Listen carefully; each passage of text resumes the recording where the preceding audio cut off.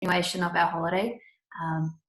Is not really a worst part of it for me at the moment. We've just been pretty chill. The worst part has probably been coming, I guess, the severity of the situation hitting us, because we were sort of in our own little tropical bubble, checking news updates and going, oh yeah, it looks like it's getting a bit bad, but oh yeah, it'll be right. And then of course everything started closing down and we're like, oh, I hope we can get home. So we've just been really grateful, and I guess reflecting on how lucky we were. And I guess for me, realizing that we are lucky that we don't need a lot of things and we've got access to the things we do need to live, and we can work from home. Yeah. What was it like in the islands? Like we originally were on lockdown, or lockdown our ports except for the Pacific Islands, and then went to full lockdown. So where you were on holiday, was it in some form of lockdown, or completely relaxed, or completely police state, or what was? They had so when we got to the resort, we had our orientation, which included strict instructions about hand washing and hand sanitization. There was hand sanitizer everywhere, which was great because we were feeling pretty anxious about that sort of stuff. They were really curious about it because obviously they didn't have any cases, and all they were doing when we got there was ramping up hygiene procedures. But the last couple of days, when borders were starting to shut, we started to hear about, I think, travel to the outer island of Raro was being shut down. So everyone was trying to sort that out, and they were aware that probably they were going to have to shut down their businesses or have no customers for like a little while. So we sort of got to see the change, I guess, from, oh yeah, it's not happening here, to it could be happening here soon. Okay. I looked at it and thought it was kind of crazy of us, because a whole lot of countries have direct flights into the Pacific Islands, and therefore it can be brought into the Pacific Islands, transferred to a Kiwi who then brings it back. So I thought it was actually one of the highest risk areas, and sort of wondering if they were just like, yeah, it's all cool, we are the Pacific Islands, it's sunny and clean and we're okay. But yeah. At the airport, we did have to go through like a health screening. So you got interviewed by a registered nurse and your temperature taken, and so they were screening that way. Coming back in, they didn't do temperature checks because everyone had to self-isolate anyway, but they were asking, have you had a cough, have you felt unwell, and that sort of thing. Well, very good. Thank you very much for sharing that. So now I'll move over to, you may not be able to see my screen, but Victoria is next on my screen. So I'll let you unmute and share your story. Thank you. And so wonderful that you could pull all this together. Thanks, Ryan. For me, the best part's been probably spending some time with the kids. And, we've been out playing petanque. There's a rugby club across the road, so we've sort of taken over there and been out in the sunshine. And also seeing the schools stand up so quickly, their online learning. So I've got two girls at different schools, and the stuff that's come through for them last week was incredible how quickly that happened. The worst part has been, for me, I'm in between jobs and I'm used to being part of a big team. So to move into where you only can be with your bubble and not interacting with your work team daily, it's been even more isolating. And you keep busy and there's lots of things to do, but I'm missing that family, that work family, more now that you've got to stay within your own bubble. So but you find ways to connect, and of course this type of forum is amazing.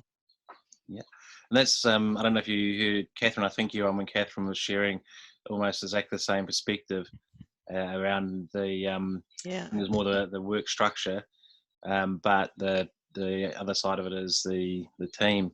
So one of the things I'm pulling together, and I've mentioned to a few different people, is AFQY Collective, which is a concept I've had on strategy document for, I don't know, 4 years, and have always been too busy running around organising AFQY events to actually pull it together.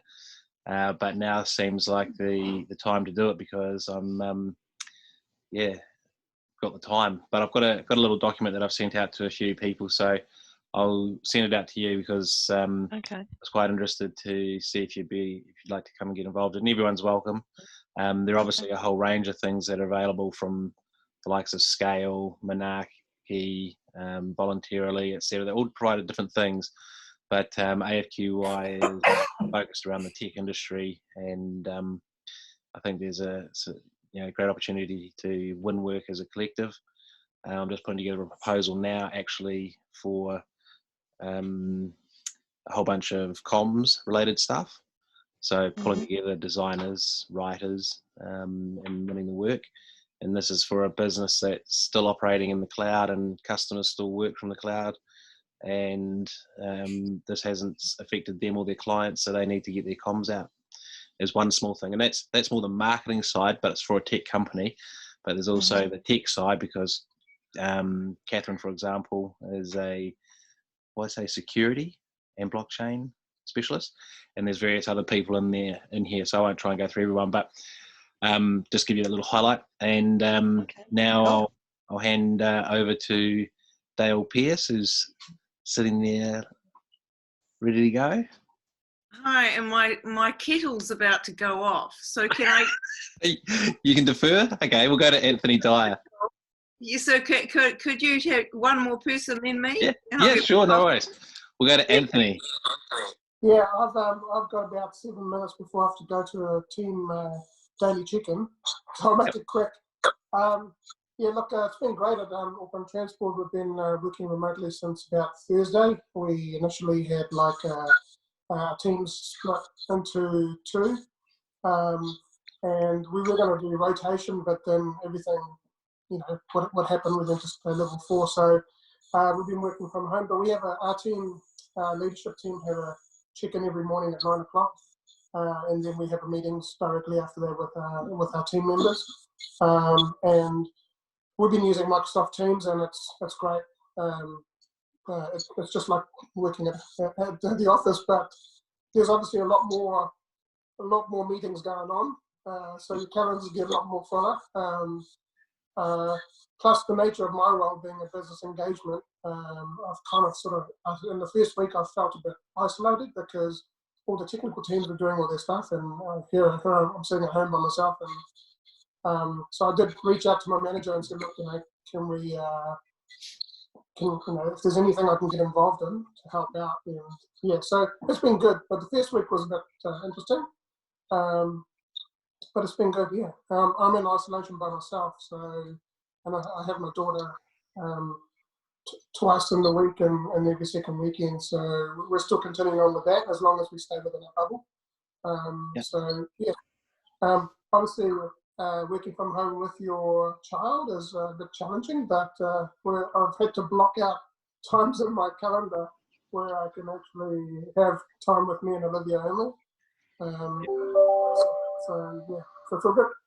Well, I think it's a pretty critical time to be able to spend with kids, and you can always do work at any hour of the day or night, so you block out that admin type stuff where you're not engaging with people during business hours, to be able to give her that time, because obviously for all kids it'll be equally as scary and daunting. If it's affecting adults, then it's affecting kids 10 times, I would say, or maybe the reverse. I don't know. It depends on the kid and the situation, but I'd always take the more cautious approach. So good on you. And this is also partly what this is about. Like I live here with my wife and my dog, and she's not very well, so she has insomnia due to medication. So she'll sleep all through the morning. Hence, up until 12, I'm running around like, dare I say, batshit crazy with coronavirus originally being believed to be from VATS. But I'm missing my talking. So here we are talking. And yeah, we all adapt very quickly, and this has been the amazing thing, having worked in change management and getting people to adopt Google G Suite after 20 years of Microsoft Outlook, and it was almost like asking them to cut a right arm off to change. And here we are. And part of my little story back then was, you change your underwear, you change your socks, you change whatever you have to change.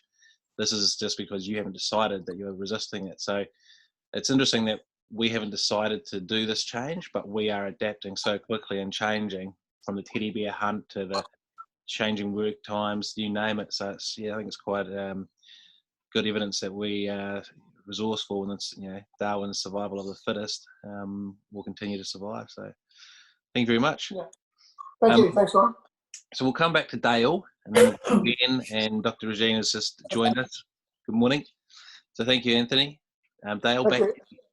She's got my coffee now. Morena, everybody, and thank you, Ryan, for setting this up. It's awesome. I only just made it because I actually slept in this morning, which is a bit naughty, but lovely. Look, in terms of the highlights, one of them is I have a 30-year-old daughter who had just arrived in Canada with a boyfriend. So getting her via Iceland to London a week ago was quite a highlight. I'm here in isolation with my son James, who's 21. He's a joy, and we get on really well, so I'm happy because I get to spend all day with my lovely son when he's not gaming, or so that's a real high. And we're in a little back cul-de-sac with lovely neighbours, so we can get out. So we've got a big space outside with our chairs well apart and have coffee and drinks together. So I'm very fortunate, and just 100 metres from Cornwall Park, which is just such a gift, and a lot of people in there walking, but it's wonderful to go there every day. They shut the gates off, so there's no cars in there, and it's lovely to see families together, families picnicking, playing ball, all sorts of wonderful things happening. So just getting to take that in is a real positive. I guess that the hardest thing for me, and Ryan knows this, is that I work for a US software company, a global company that we brought to New Zealand just about 8 months ago to help with our productivity woes, and they axed me last Friday. So that was a real concern, given it's quite hard to be able to do stuff, but managed to turn that around and have had them to agree to kind of and allow me to keep promoting the solution, which is very relevant at this time, even though I'm not getting paid. So we actually had a sale with a membership organisation in New Zealand who saw the solution as an important part of recovery. And they said, no, look, we just can't serve you. You're not large enough at the moment. So we're currently trying to actually get more companies involved, so we are big enough to get paid some attention. So I was, I guess, pleased that I could turn that around in the short term. But it was hard but expected. Ryan, I love the idea of the collective, and this is something I've worked for quite a few years in crowdsourcing and collaborative innovation, and actually work with lots of players in New Zealand to create a national model. So, when we come back, when we go into recovery, I'm keen to see something different rather than everybody competing, for the same space. How can we collaborate, and create new spaces that are value creating for all of those that are involved? So I created a framework, and actually Graham Muller from NZ Tech, promoted that with government for a while. So I'll share that with you, Ryan, because it's just, and one of the cool things around this is that it would enable us, for example, to match skills to problems with firms. So it has the whole model, and the technology has a matching engine. enables, for example, communities to help each other. So, you know, if you've got farmers or you've got particular verticals. So, you know, I'm keen to see how we can just Definitely, let's have a offline. Let's have another chat about it. Yeah. Essentially, that's at the moment. That's my brain and knowledge of what everyone's doing and the information that people are feeding me. Yes. Planning to do that. But in terms of the model, just so you've got a bit of an idea, and I'll send out the file to everybody. One of the things I've held back on this is that I quite often come up with these ideas, all sorts of different ideas in different places, talk about them optimistically and enthusiastically to people, and then they fucking run off and do it themselves without me. And that for me has been hard because someone takes my idea, and B, they leave me out. So it makes me wonder what's wrong with me time and time again throughout my life. So this time I'm going to go the other way and go, no, I'm still going to be me. I'm still going to give away the IP, and those that want to come on the ride will come on the ride. But AFQY, in short, has the community built from the single event. There are 4 parts to it. One is events, and there are actually 9 events, and they interrelate to the other 3 services, which are careers, which originally was going to be the cash cow of contracting and recruiting, but might be different now, depending on how long lockdown goes into. But it has everything from my networking training, LinkedIn training, AFQY Kiwiana for new Kiwi training, because those all feed into being able to get a job, either a contractor or a recruiter. Interns, career mapping, but then, so I go back to the 4 discs. You've got events, careers, AFQY Digital is what I called it. And that is where, so the aim is a bunch of individual consultants, to say Dale, Catherine, Victoria, Viv, Gail, everybody can be an individual consultant that's part of the collective and build your own business. And AFQY Collective will attract the work that requires us to work as a team. So just like a Dragon's Den, you can expect this as the Lion's Den. But my consulting model is a little bit different to the Fat 5, and that is that the company would handpick with us the 5 to 8 to 12 people that they want to rent as like a think tank out of the 40 to 50, and it enables diversity. So you got the super experienced 60-year-olds that have grown all the way up through tech, from mainframes to the hotshot API kids, to the people from different parts of the world, to different experiences, background. So it gives diversity, and they can therefore pick those people to match their client base or whatever it is that's driving them. But the idea is, once that team's picked, they then get all the reading from the company, which is their strategy, the New Zealand market analysis, international market analysis. They read that, get all the questions ready, and then they come for, I was going to say half a day, but it could be a whole day, Lions Den, where the management team, plus anybody else they think should be, and I think it should be the people that create it, not just the management team, pitch it, and that's where it gets ripped apart, egos left at the door, and the idea is that you bring it together with the best solution for the company that is customer centric and customer focused, not person focused, silo focused, or ego focused. And say, use example, say it's telco industry, Andrew Crabb, who was the CIO for Telstra Clear and then moved to sales. Say he was the project lead because he's the oldest person with all the experience, having grown up through the telco industry. An example is, you know, we have cloud computing today, but we tried that as ASP, or application service providers, back in the 90s or 2000. The technology wasn't there to make it work. And going back to mainframes, you know, they used to do it back then.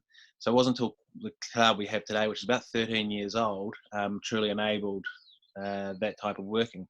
So therefore, if we think of Beam Me Up Scotty, that will come at some point when our bodies can be broken down into atoms and electrons, sent over a network and rebuilt at the other end. We will get there. We will do. I think we will do that. So therefore, if someone's saying, oh, we could do this or that, the person who's got that experience can say, you know, with all the different feedback and bits and pieces coming in from all different angles, that person should be able to go, oh, we talked about that 20 years ago, but didn't have technology. We've never talked about that, but that's really interesting. Be able to bring it all together. So coming back to your different model comment, Dale, the idea is that if someone comes to the AFQY website and goes, shit, I really want to work with Dale, but I don't want to work with all those other people, fine. Win your business. Go for it. Because they need to work with you or any one of us as an individual. Whereas if they come along and they go, yeah, we really need someone with Dale's experience, Viv's experience, Gail's experience, Catherine's experience, Regina's experience. Okay, now you talk to AFQY and we pull together the team and work with them. So that's kind of it. It was a technology focus, but I think it could actually just be a completely open focus. But everything's up for debate, and the idea is that everyone, regardless of whether you're the Andrew Crabb 60-year-old been through the whole thing or not, everyone gets paid the same from the project. The only thing is that if you are the project leader, like say you're the Andrew Crabb in the project leader seat, you get an extra bit for that. If you find the work and bring it to AFQY, then you get a bit for that, which would go to AFQY if it's or whatever. But the idea is it's all fair, all transparent, all completely open, and there's no pay reviews, no this, no that. No, why is Catherine getting more than me? I think I do a better job. She might know too, you might have 10 more years experience, but I'm better. So none of that bullshit can happen because everyone's on the same wicket, and you buy into that from the beginning or not. So anyway, that's not what this is about, but sorry. So I'll head over to Ben. If you can introduce yourself and give us the best and worst of lockdown for you, that'd be fantastic. G'day guys. Yeah, I'm Ben Thompson. Hey. Best of lockdown, I suppose, getting ready for the, we've got partly getting closer to the daughter, and I'm still able to do my running. I can work from home, which is good. Worst probably is I'm finding it hard to do my run still because I'm a marathon runner. So all my events are cancelled, which, completely get it, because everybody in the world is cancelled. I was going to do Berlin next year, go for a sub 3. Whether or not that happens now is another question entirely at the moment.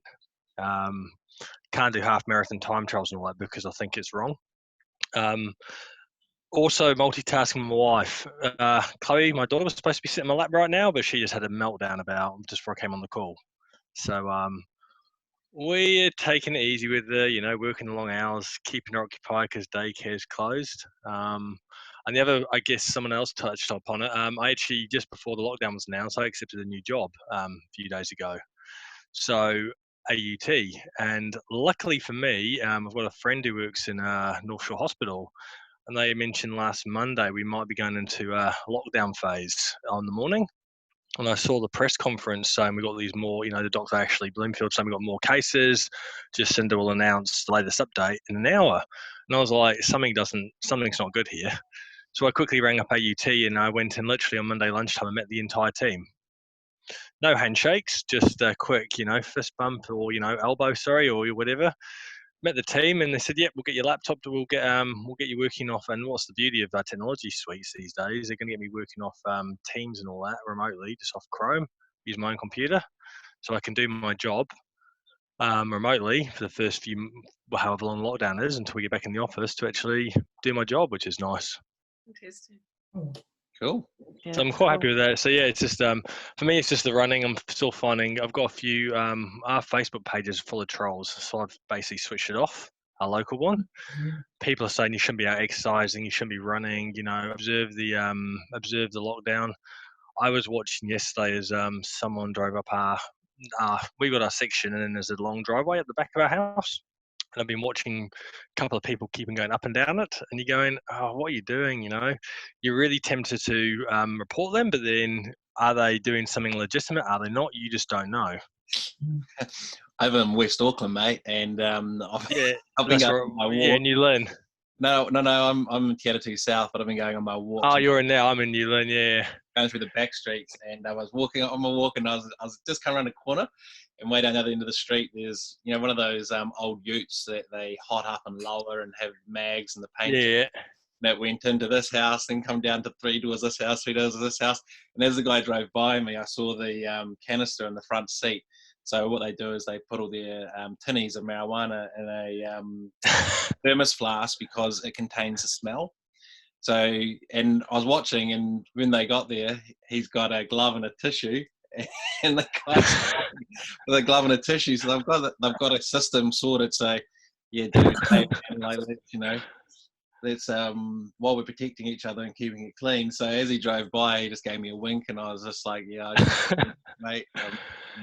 Yeah, there was one guy who came around for dinner to our neighbour's house yesterday, and I was sitting there going, "Do I not?" But then I was working in the garden yesterday, and they saw me, Yeah. and I was like, "Well," I said to the wife, "Moral dilemma." They said, "Just we'll let it go, but we're going to be following up on it next time." Because the only thing is that they have a legitimate excuse. What can you do? Yeah.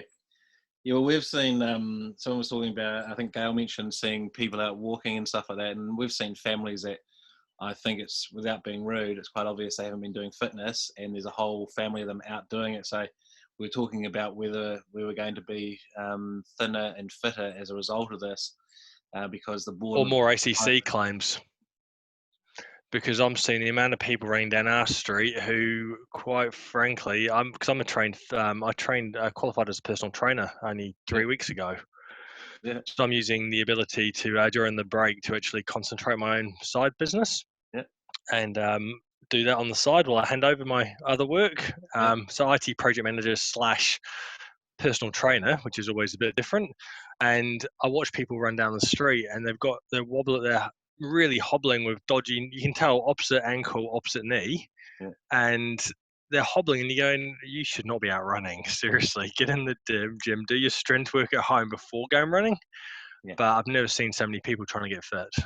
Yeah. Yep. It's a little bit crazy. Yep. So, Dr. Regina, how's it down in the mighty Waikato? Hang on. I'm just trying to, where's the mic? I've unmuted you. There you go. Can you hear me now? Yeah. Yeah, okay. Yeah, no, it's not too bad down here. I spent last week trying to bring all my materials home to teach online. So that was a bit of a challenge. Yep. Is that them all behind you? No, that's some of my other stuff, but yeah. Yeah. Yep. So oh, sorry, what were you going to say? I wasn't sure if you were on when I mentioned, hey Ed, welcome in. We're just, Dr. Regina is just about to start with her best and worst part of lockdown, and a bit of a brief introduction. That's what we're doing. So that was what I was just going to say. I wasn't sure if you were aware of that. So I'll hand back to you.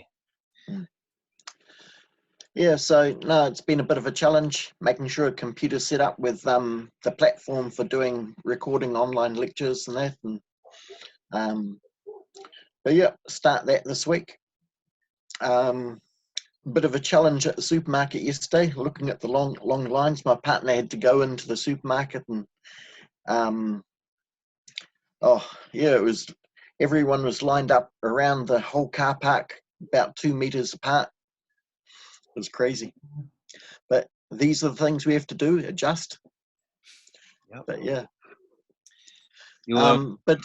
No, you go. You carry on. I thought you'd stopped. I just kind of want to pick up on something that Dale and Ryan were talking about just before, to do with that kind of collective. I don't know if you remember, Ryan, where we're talking about at the coffee shop one time about working on like how to bring these kind of things together and look at how can IP and intellectual property issues and that work as a collective type component. Yes. I think that's really, really interesting, and I think that could really be an important part of this kind of project. Well, shall we suggest that we get you to share about that? Or what's a bit of an overview in a paragraph to give everyone a starting point? Well, at the moment, IP is often kind of based around ownership of a single person or a legal person, i.e. a company, owning a particular idea. Whereas if we have it more owned or by a commons, i.e. like a collective, then it's not restrictive to a particular person. So it's a matter of just making sure that the legal requirements are suited, that it can provide for that kind of means, which it may or may not do at the moment. So what other changes do we need to do to make sure that it does provide for that? What's a practical example to help me understand that? Because I get the individuals, I get the commons, but what's like a practical So say I have a piece of IP, I've got a marketing calendar for B2B technology. It's got everything all laid out. You just put the dates in and plug stuff in and it works like magic. So I turn around and I hand it over to everybody as part of this collective. Now that IP has, in my sense, it's been shared, so it's not my IP because I willingly gave it away. So does that mean it's part of the collective's IP, or does that mean it's public IP? Like, what's the practical, just briefly? Well, that's where I'd like to look at. Does law provide for that? Like, can law account for that? Because we can do it as like a contract type thing, but is that recognised by law? That's where I'd like to investigate, just to check. Well, there's a little task for you amongst setting up the lecturing. By the way, Regina's doctorate is in law, so hence the questions and the discussion. Okay. Ryan? Yeah? Sorry. I think if you handed over your marketing calendar and it had on the top Ryan's marketing calendar, you can use this, you'd still own the IP. Okay. Perhaps the question is more about collective IP. So what's produced as a group by the collective. And there are vehicles for doing that, like B Corps and DAOs and yeah.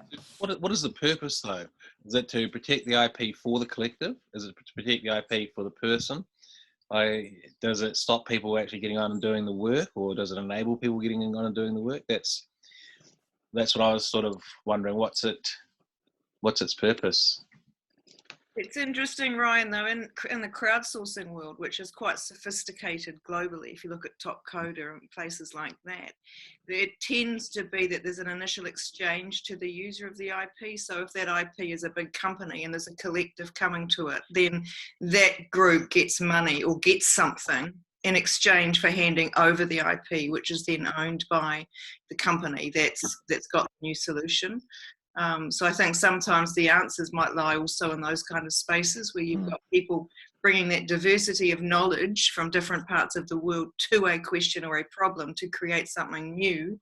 This new IP doesn't stay vested with that team, stays with who receives that, but that team has to get, rewarded, fairly for that. Okay. So, and I don't know the details, but I think that's an interesting model that exists globally, in that whole crowdsourcing world. Okay, so I'm gonna introduce Ed to come in and introduce himself and share the best and worst part of his lockdown, because it's 9:17. But I do have a question, which is I still don't understand the relevance of the IP question, but we'll come back to that after Ed, okay? And just think, you've got to explain this in layman's terms for a 43-year-old. Over to you, Ed. Oh, hang on. Sorry. Oh, you need to unmute me. Yeah, I forgot I needed to unmute you. Sorry. See, I am 43-year-old. Yep. Don't worry. So am I. Well, actually, I wish I would be 43 years old. Hi, everybody. Thanks, Ryan. I just thought I'd pop in and see how you guys are all doing. I'm sitting here in Christchurch. I'm working for a technology company, so in many ways the remote work isn't too new or too different. It's a reasonably sized company, and I think last week my calendar was full of random video calls just to make sure that we're all happy, and it basically meant you couldn't do anything because you were trying to look after people, and having a household where two parties then are on a video conference and the kids want to be entertained and so forth. We got good broadband, but not that good broadband. So far, it's not been that bad, mostly because the weather was quite nice. So I was just hanging out in the garden while I was doing work and be on calls while I play with the dog and so forth. Will be interesting to see how this week is with the weather being quite miserable and another week of the kids at home. Got nothing too negative yet. I really feel for everybody who's heavily impacted by a complete shutdown of our economy for a while. But equally, it was really impressive last week to see people like Ryan turning a very much face-to-face business into virtual. I had the same experience with the karate club where my kids go to, which is now all on Zoom and works surprisingly effective. They've introduced a couple of extra classes, fitness classes for free for everybody. So what I really like is seeing people pull together. Sorry, that was a long introduction. That's absolutely fine. And it is good. You know, it's and when I run the first AFQY online, I was really unsure about whether to charge for it in any way, because there's all these different camps. And this is a good question for everyone, because some people are out there actively saying, "Oh, you shouldn't." Like I had a person who's a AFQY attendee troll my post, going, "This is shameful. I hope no one's making money out of this. This is disgusting." And I for once wasn't on LinkedIn like I am all the time. And one of the speakers actually replied and said, "Oh, this is free."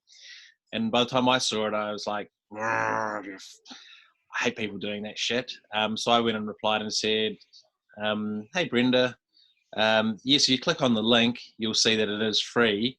And by the way, remember the request to hashtag be kind." And if you want to, you can always message me, because you've actually been to an AFQY before. And perhaps that would be a good place to start before throwing out comments. And left that for a couple of hours, and then I deleted the whole chain because I was like, I don't want to have any negativity around it. But yeah, there's people that are like, there's a guy, I think there's this holier than thou act happening where people are going, "Oh, you shouldn't be charging for anything, and I'm giving away my advice and my IP for free, but then you still buy my product." And there was one last night that I was having a little bit of a dig at, just reading between the lines, and this said, "Haven't you always given away your advice for free to sell your product?" And they're like, "Oh no, I make money off these events and da da da da." And I know the event structure and model that they use, which is you buy a ticket which pays for the product that you consume at the event, and you buy a shitload of product at the event. So essentially, you're just buying it. And and at the end, I said, "So you're still buying your product, right?" And they were just like that, and sent me a message.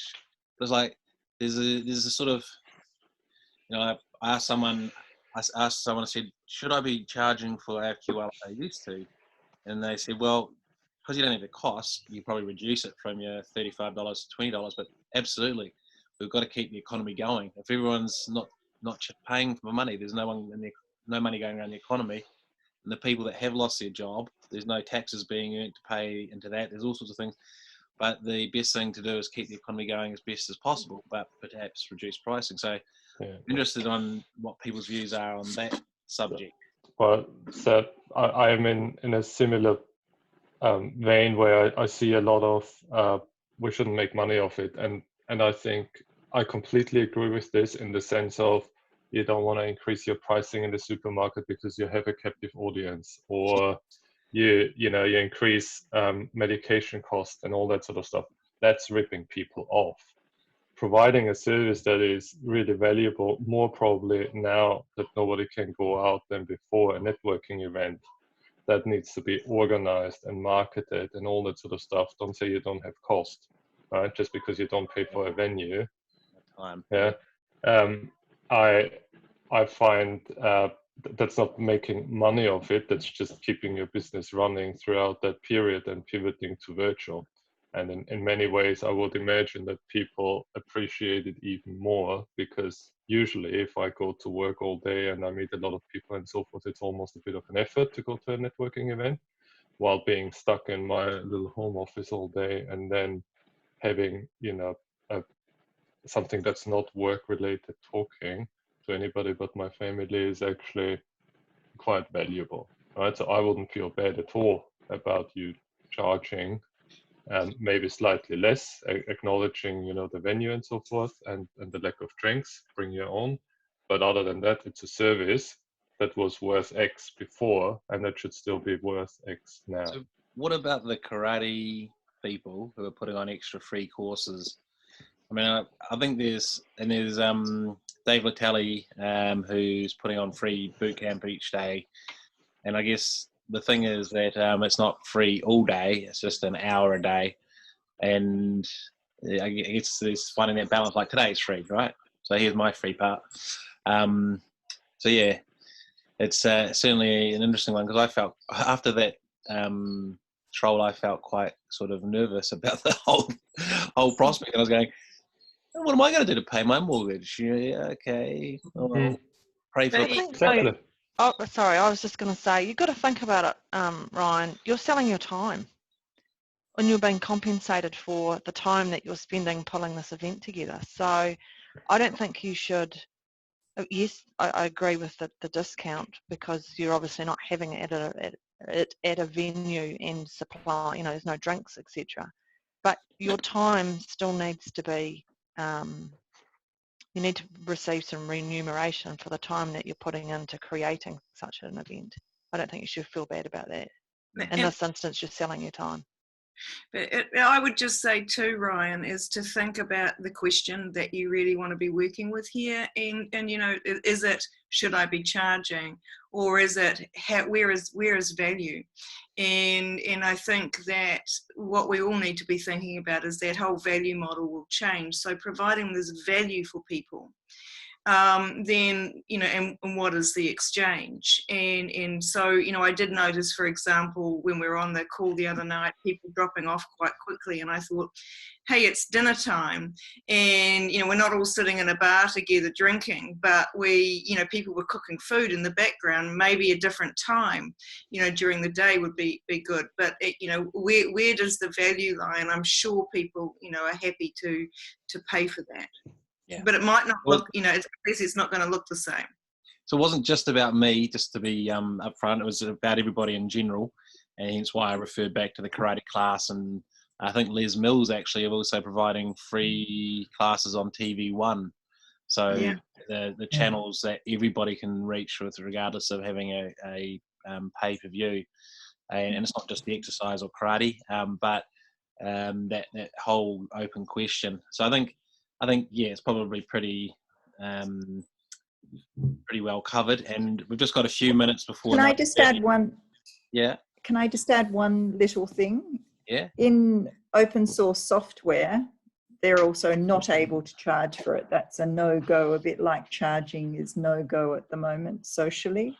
But what they do is ask for donations if you like it, or a tip if you like it, or buy me a coffee. And they actually manage to support themselves doing that. So maybe it's just a different. Yeah, so I had a free online ticket and a Koha ticket, and there was probably about 10 people out of the 310 that added a Koha. But in the email that I sent out later, I said, if you feel like it, you can provide a Koha for the last one and buy a ticket to the next one. And pretty much everyone has added a Koha for the same price as a ticket to the next one. So I think it's working quite nicely. And I think there's a difference between those who are employed by a company and still getting paid, and those who are, say, contractors or business owners like myself, who don't have an income regardless. And I was actually thinking of making a ticket that is one for employees and one that is not. But I didn't want to segregate and sort of, you know, we're just coming up to 9:30, so I just wanted to change tack back to you, everyone else here, because I've actually got a 9:30 after this, so it's a little okay if I'm a little bit late. I'll message them and say I'm a little bit late. But I thought let's go around the room.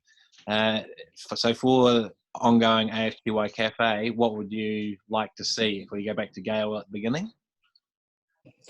I've really enjoyed it. It's interesting what you said about charging, because I'm really, really struggling with that. And I don't know what to do, because people say, well, you're a coach, you should be offering help to people. And from a heart sense, yes, I do, but I still, as you say, need to earn money. So that was really interesting hearing you say that. So it's been very valuable this morning. Cool. Yeah, I think, sorry, I won't say anything. I'll let the next person go, which is Catherine. Yeah, this has been great. And what would be good. We obviously didn't know what topics were going to be discussed, so we discussed IP and charging. But if we were able to get advanced topics, then you'd probably get people joining based on interest. And for those that can't make every morning, then it's a way of selecting. Cool. Yeah, so just on that, no one's expected to be here every morning. I knew that if I'm here every morning, that's the general chit chat, the nice to meet people is what I'm here for. And everyone can turn up or not on the day. So you're not expected to be here every day. But yeah, the subject or theme, that was probably something quite interested to hear. So thank you for that. Viv, over to you.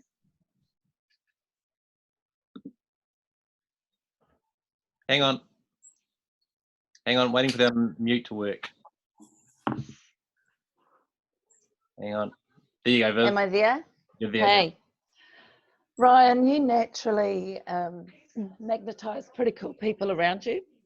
So I'm really interested, any time that you've got something going on, you manage to pull together such an eclectic, wonderful group of people that I'm interested to listen to anyone's stories, whether it be a guest speaker or whatever, but everyone's got their own beautiful, unique story. And I just love the people I've met through AFQY, whether it's like-mindedness or like living because we're all working hard, you know. Yeah. But yeah, guest speaker, or I like listening to people's stories. Cool, thank you very much. No worries. And just unmuting Victoria. There you go. I'm just keen to connect as well. Storytelling would be good. Also recommendations for others that are doing storytelling. So I'm sort of looking at different content, and I'll give you an example. Today I'm going to listen to Chris Quinn at the Trans-Tasman Business Circle. So, you know, just...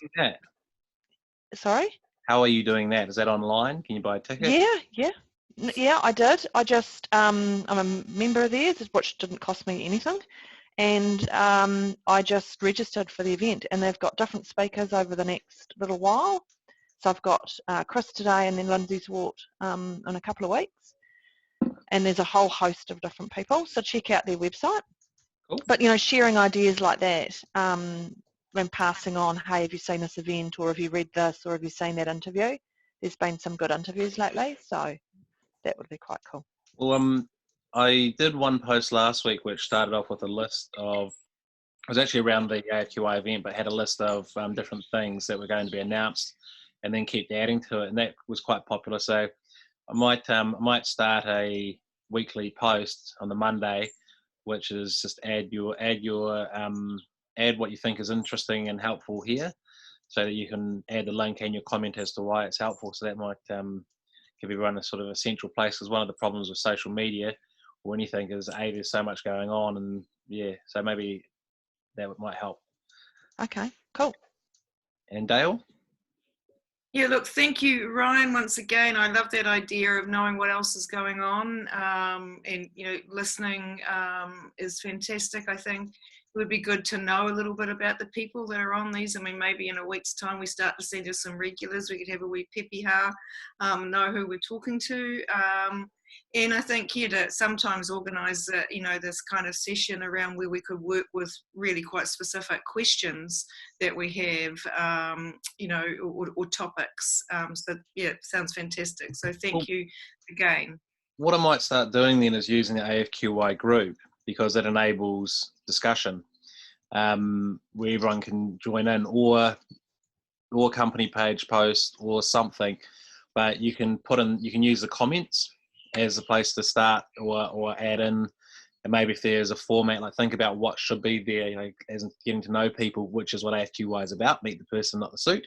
Exactly. So have a wee think about how that can work, and yeah, I'll try some things and let me know what works and what doesn't, and we can adapt as we go. Yeah, I know it can work on a platform that I know of. I mean, there are lots of different platforms, but let's take that conversation offline. Okay. And Ben, so you got the little one there now? Yeah, I'm just sorry, multitasking. She's doodling lovely drawings. More than welcome. It's hard to keep her quiet. So yeah, she's hello. Say hello, Chloe. Hey, Chloe. She can't hear you because I've got the headset on, which is ironic. Oh, But okay. yeah, so no, it's good to connect and just see everybody. I'll be honest, last week mentally was tough for me. I was suffering from anxiety, but for me, I just learned everybody's in the same boat. We're all going through it, and it's just really good. I'm loving the fact you can video call people and catch up and meet people, different people, and yeah, just I think as the other guy said, just topics, so you can choose like almost like those Mills classes. You can choose when to drop in when life's not too difficult. Yeah. And say good day and have your topics, conversation, etc., and just share a morning virtual coffee. Cool. Regina? Thank you for arranging though. Pleasure. This has been really good. Always good to catch up. Always love going to your events and things. Haven't always been able to get up to Auckland and that, etc. But whenever you're down here, no, it's really good to be catching up. And we kind of got onto a topic that I guess wasn't initially an idea of the catch up, but let's develop it though, because it relates to it. So I think it's a bit big to chew off right now, but definitely one to come back to. But yeah, no, the overall idea, and I think the ideas that everyone's brought up is really good. So yeah, cool. And last, Mrs. Stanbridge, not Mrs. Stanbridge, Mrs. McKenzie. Hang on, just muting you. Takes a second for it to. Come on.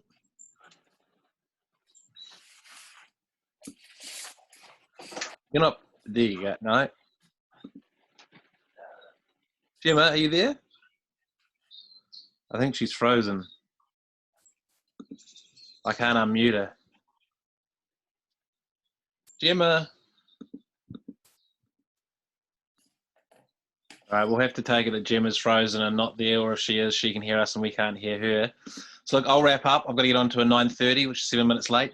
The one thing, if you can fire feedback through my messenger, is I'm cautious of dominating too much time, and that was one of the things I wanted to ask, and probably no one's going to cough up that without being given permission to take me to task. So I give you permission. I don't want me to dominate these. I want everyone to have their fair share. So feedback on how it can be more fairly distributed would be great.